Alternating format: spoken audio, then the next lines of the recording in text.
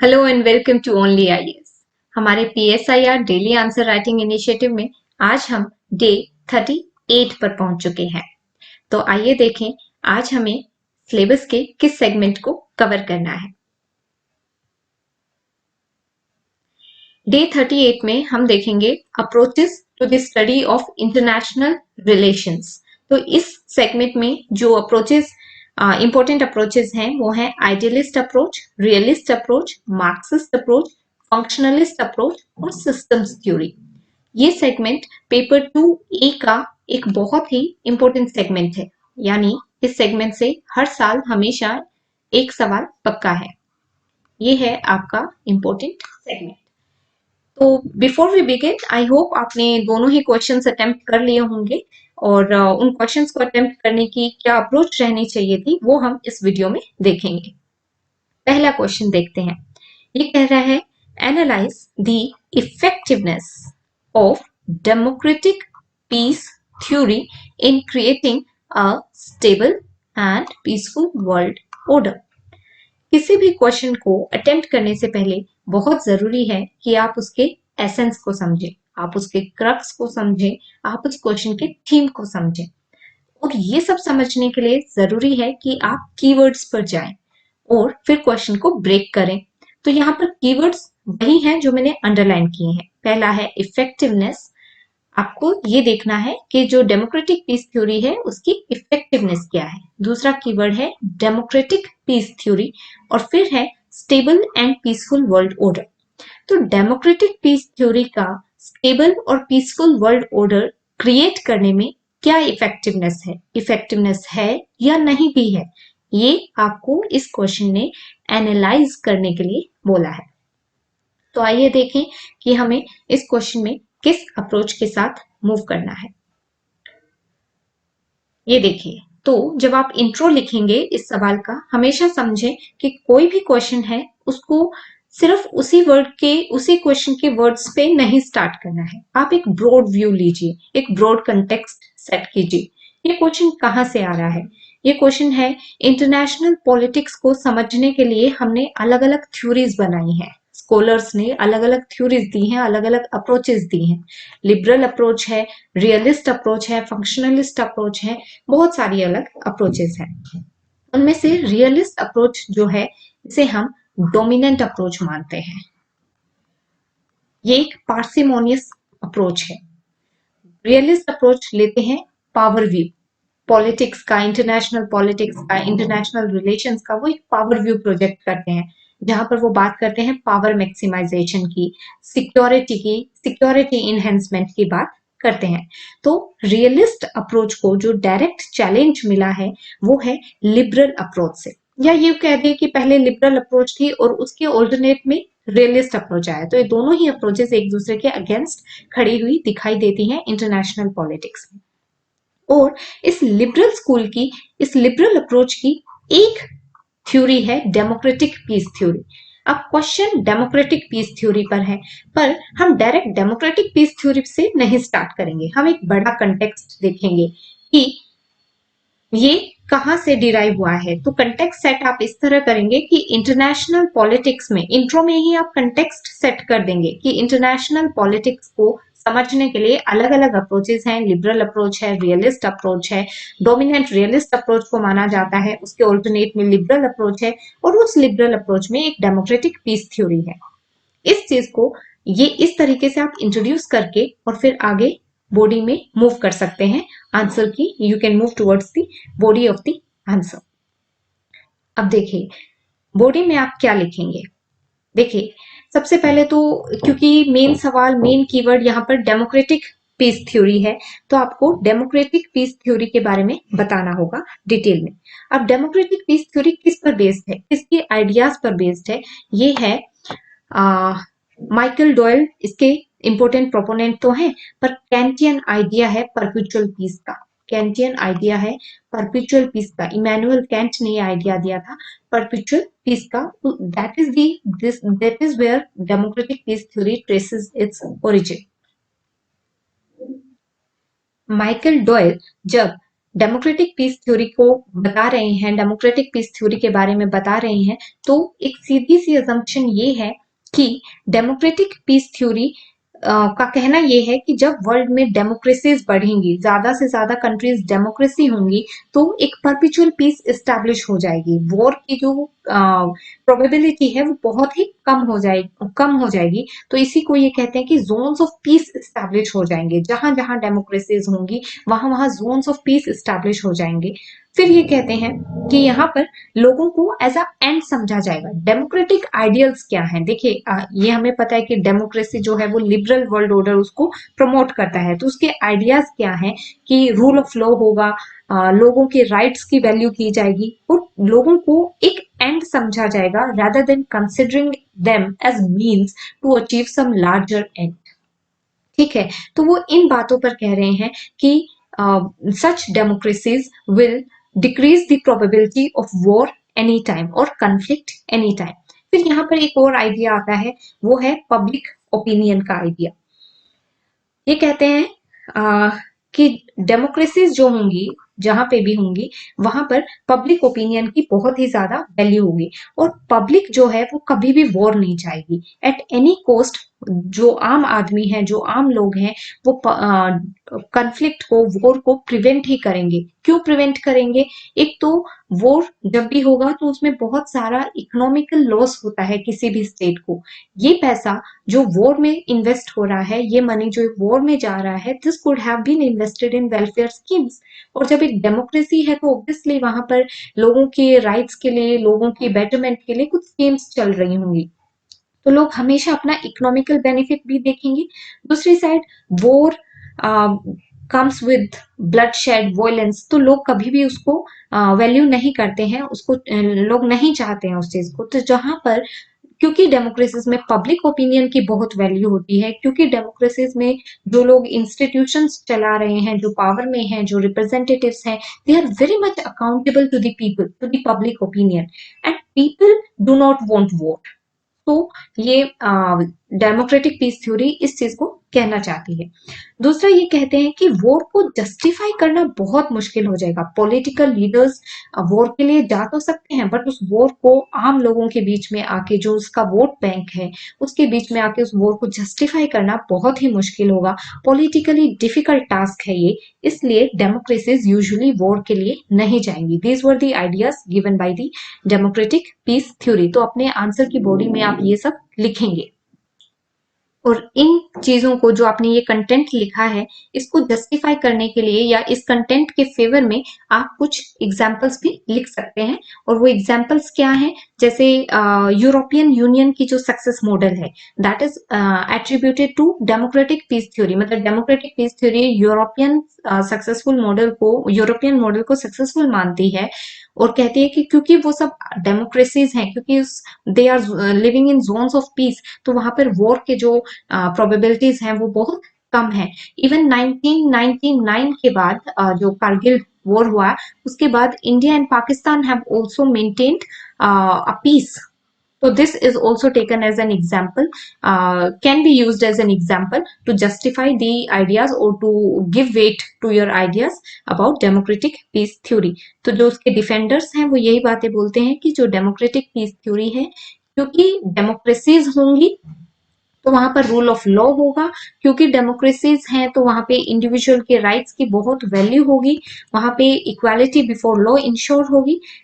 और इसके successful examples हैं यूरोपियन यूनियन और पोस्ट कोल्ड वॉर एरा। तो पोस्ट कोल्ड वॉर एरा क्यों बोल रहे हैं? क्योंकि we have seen that in the post cold war era there has been a graph which has shown that there is a rise in democratic states, the number of democratic states. A Pew research also says this, and overall the after the post cold war era, जैसे Francis Fukuyama ने क्या कहा था, end of the history, liberalism is the end of history। तो end of history means it is the highest evolution of political arena that we have arrived at liberalism and we have arrived at capitalism। तो ये अपने साथ लेकर आए हैं दोनों चीजें, ये डेमोक्रेसीज। तो democracies have seen a rise all over the world. तो और since that post cold war era हमने वॉर्स भी नहीं देखे हैं, तो it is attributed, the success is attributed to the democratic peace theory. दूसरी साइड ऐसा नहीं है कि इसके क्रिटिक्स नहीं है। तो जो क्रिटिक्स हैं वो ये कहना चाहते हैं कि डेमोक्रेटिक पीस थ्योरी बहुत ही ज्यादा इफेक्टिव नहीं रही है, उसके कुछ फेलियर्स हैं, डेमोक्रेसीज हमेशा सक्सेसफुल नहीं रही हैं, डेमोक्रेसीज ने भी फेलियर्स देखे हैं। जैसे 2008 में जो ग्लोबल फाइनेंशियल क्राइसिस आया, अफगानिस्तान में जो टर्मोइल हुआ, और चाइना और यूएस के बीच में जो न्यू कोल्ड वॉर है, तो इन सब चीजों के बारे में कहा जा रहा है कि these are the failures of democracies, and hence democratic peace theory is not so effective a theory as it has been projected. So conflicts, wars have taken place. दूसरी बात ये कही जाती है, क्रिटिक्स असर्ट दैट जो हम बोल रहे हैं कि democratic because we have so many democracies, तो जो कंट्रीज डेमोक्रेसी होंगी वहां पे वॉर कन्फ्लिक्ट नहीं होगा, या वॉर या कन्फ्लिक्ट का एब्सेंस होगा। उसके पीछे जरूरी नहीं है कि डेमोक्रेसी ही एक फैक्टर हो, अदर फैक्टर्स भी हो सकते हैं, जैसे इकोनॉमिक इंटरडिपेंडेंस। ठीक है, तो इकोनॉमिक इंटरडिपेंडेंस में क्या है कि जब दो कंट्रीज की आपस में बहुत ही ज्यादा इकोनॉमिक इंटरडिपेंडेंस होगी, वो ट्रेड बहुत ज्यादा होगा उनके बीच में, तो obviously they will avoid war. ठीक है, उसी तरह अगर countries, both the countries understand that there is so much of monetary loss associated, there is so much of economic loss associated with war, there is so much of bloodshed associated with war, तो they may not go for war. So it is not just because they are democracies that they are avoiding war. There are other factors, there are other practical factors also, because of which war is being avoided. This is what the critics say. Also another thing, that these days there are lots of proxy wars, and then there is cyber warfare. अब ये क्या है? ये subtle conflicts हैं, subtle Wars हैं between the countries. दिखने में नहीं लगता कि ये कोई वॉर हो रहा है, but these are also form of war. तो and these are taking place between well established democracies. So this theory, democratic peace theory, which says that war will never take place between two democracies, and the only way to ensure that wars do not take place is to establish democratic regimes. This does not stand very sound here because of these arguments. So you have to show both the sides. First you are saying what the defenders of democratic political theory say, and then we bring in the ideas of critics. Also, countries like authoritarian countries, or countries of the East like China and Russia, they have alleged that this democratic peace theory is nothing but propagation of Western ideology in the name of avoiding wars. Right? So here they are saying that it is nothing but propagation of Western ideology, and also there is this accusation of democracy export on USA and the Western countries, democracy export. So they are exporting democracy for their own sake by giving ideas like a democracy will never go for war and zones of peace will be established. So this is what critics have to say. Right अब हमने दोनों चीजें देख ली हैं कि जो defend करते हैं डेमोक्रेटिक पीस थ्योरी को, जो उसके प्रोपोनेंट्स हैं वो क्या कहते हैं और क्रिटिक्स क्या कहते हैं। जब हमने इंट्रोडक्शन स्टार्ट की थी तो we started at a very broad context कि where does democratic peace theory lie. It lies in the liberal school of international political approaches, or then in the body we talked what do the defenders say and what do the critics say. Right. Now we move towards the conclusion. So what do you think can be the conclusion of this? We have explained both the views. Now the conclusion could be on these lines, that democratic peace theory definitely is a liberal explanation, and it helps in liberal expansion of democracy. ठीक है, तो जो democratic ideals हैं, liberal ideals हैं, उनको promote करने में एक it is playing a role also, but we cannot accept it as a universalist approach. because we see that there is Afghan turmoil going on, there are clashes between India Pakistan, there are clashes between India China, there is unrest in Africa, and so even democracies are facing threats, democracies are facing conflicts, democracies are also engaging in clashes. तो यहाँ से तो हमें यही देखने को मिल रहा है कि जो रियलिस्ट अप्रोच है which we say is the dominant school in international relations, in studying the foreign relations, so this is appearing as the dominant approach after looking at all the turmoils that are going on and also the recent conflict between Russia and Ukraine. So we see that the realist approach is the dominant approach. Anyhow, the democratic peace theory has its own value. It gives an alternative to the hardcore power view that realism presents. And this is how you can approach this question. So start with a larger context, set a context. Where does democratic peace theory fit in that context, and then go on giving all the views in defense, the views in critic, because when you have been asked to analyze a question, you have to give all the views, and then in the conclusion you can conclude by saying that the realist approach seems dominant because whatever is going on around the world justifies or is a example that realism is emerging as a dominant approach. Anyhow, any liberal approach remains relevant because it gives an alternative to the hardcore realist approach. So this is how we have understood the approach of the first question. Now let us move to our second question.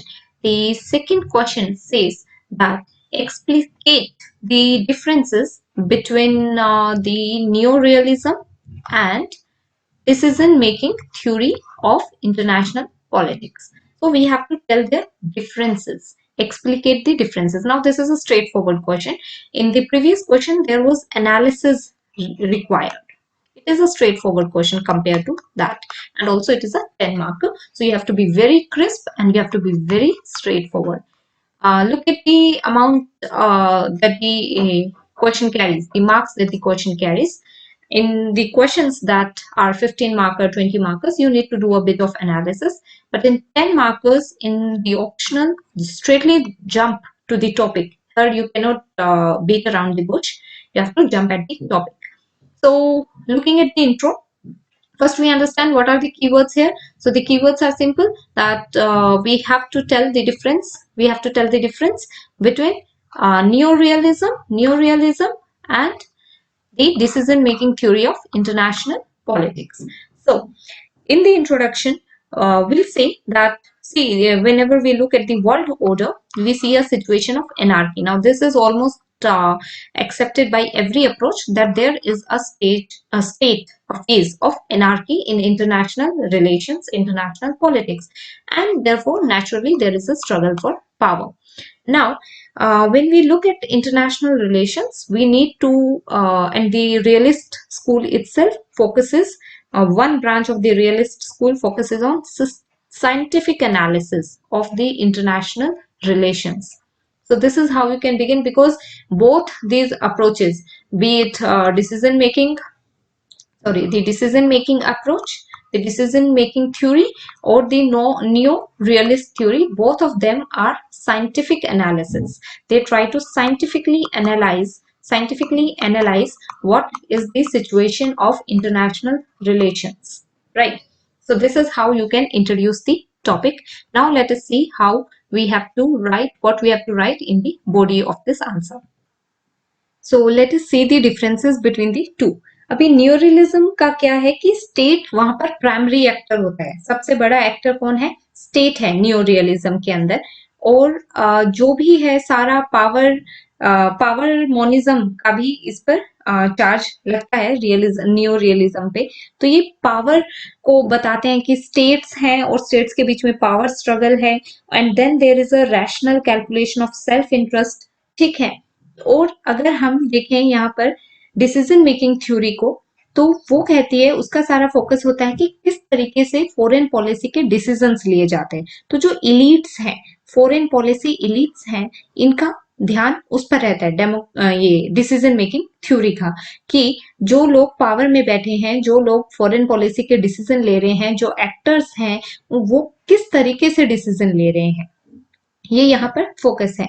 अगर हम proponents देखें तो new realism है, Kenneth Waltz है, मीर शाइमर है, और यहाँ पर H.W. ब्रक है और रिचर्ड सेंडर है। ठीक है, तो न्यू रियलिज्म में टोटल जो फोकस है वो पावर पर है, कि पावर मैक्सिमाइजेशन कैसे हो, क्योंकि दे बिलीव कि states are always the international politics, in international politics there is lots of anarchy.